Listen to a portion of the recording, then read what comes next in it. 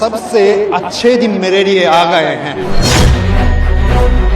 Japan के एक व्यक्ति ने पीएम मोदी को देखकर कहा है कि मेरे अच्छे दिन आ गए हैं। ये बयान सिर्फ एक व्यक्ति का नहीं है, बल्कि अमेरिका की गुंडागर्दी के बीच पूरे जापान का भी यही सोचना है। पीएम मोदी के जापान पहुंचते ही जापान की सरकार ने भारत और अमेरिका को लेकर ऐसा ऐलान कर दिया, जिसे देखकर आपको पीएम मोदी की ताकत का अंदाजा हो जाएगा। भारत के आत्मसम्मान के लिए पीएम मोदी को अमेरिका से भिड़ता देख जापान ने भी वो फैसला ले लिया जो आने वाले समय में कई और देश भी ले सकते हैं। अमेरिका जो चीज जापान को धमकी देकर छीनना चाहता था, वही चीज जापान ने भारत को देने का ऐलान कर दिया है। ये घटना बहुत बड़ी है। वीडियो देखकर भारतीय लोगों का सीना गर्व से चौड़ा हो जाएगा। पीएम मोदी के टोक्यो पहुंचते ही जापान ने अमेरिका को बहुत बड़ा झटका दे दिया। दरअसल जापान ने अमेरिका के साथ की गई अपनी ट्रेड डील पर बहुत बड़ा फैसला लिया है। पीएम मोदी के आने से एक दिन पहले ही जापान ने ऐलान किया कि वो अमेरिका में अपने ट्रेड नेगोशिएटर्स को फिलहाल नहीं भेजेगा। यानी हाल ही में जापान ने अमेरिका के साथ जो ट्रेड डील की थी वो मुश्किल में फंस गई है।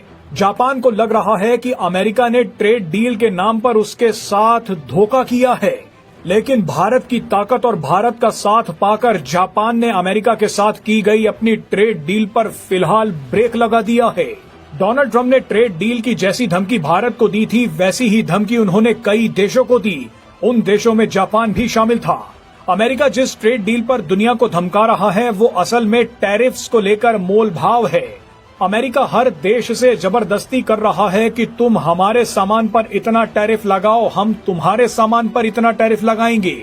अमेरिका कई देशों को ये भी बोल रहा है कि अगर टैरिफ्स में छूट चाहिए तो अमेरिका में निवेश करो, अपने बाजारों में अमेरिका का सामान बेचो। भारत ने तो ये साफ करने से मना कर दिया था, लेकिन कई देशों ने हथियार डाल दिए थे।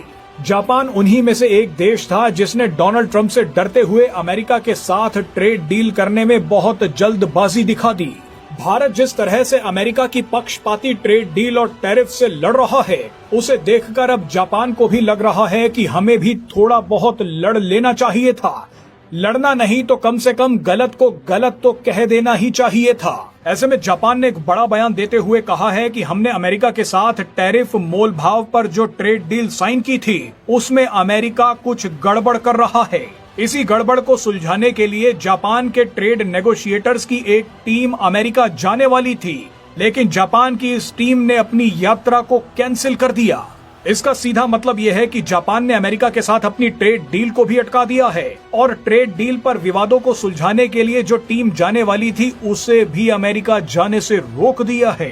डोनाल्ड ट्रंप ने जापान पर दबाव बनाया था कि वो अमेरिका में 550 अरब डॉलर का निवेश करे।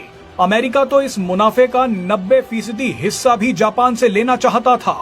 अगर ये डील पूरी तरह से फाइनल हो जाती तो जापान के निर्यात में भारी गिरावट आती, जापान को काफी नुकसान होता। मगर पहले तो जापान ने डर के मारे डील पर साइन कर दिया, लेकिन भारत की ताकत देखकर जापान ने अब पलटी मार ली है। जापान ने कहा है कि अमेरिका में निवेश पर बाद में बात करेंगे, लेकिन हम पहले पीएम मोदी की यात्रा के दौरान भारत में 68 अरब डॉलर के निजी निवेश की बात कर रहे हैं। जापान की करेंसी में 68 अरब डॉलर का मतलब 10 ट्रिलियन येन है। सोचिए जापान अब किस हद तक भारत पर दांव लगा रहा है। जापान भारत में बुलेट ट्रेन्स को लेकर भी नए नए ऐलान कर सकता है। जिस तरह से भारत ने अमेरिका के अलावा ऑल्टरनेटिव मार्केट्स ढूंढनी शुरू कर दी हैं, उसी तरह जापान भी अब भारत को महत्व देना चाहता है। जापान पिछले कुछ महीनों से अमेरिका से बेहद नाराज चल रहा है। जापान ने कुछ समय पहले अमेरिका के साथ होने वाली अपनी 2+2 मीटिंग को भी कैंसिल कर दिया था। इसके अलावा जब अमेरिका ने ईरान पर हमला किया तब भी जापान ने खुलकर अमेरिका का साथ नहीं दिया। बहरहाल भारत की ताकत को देख जापान ने जो हिम्मत दिखाई है वो दूसरे देशों में भी अब फैल सकती है।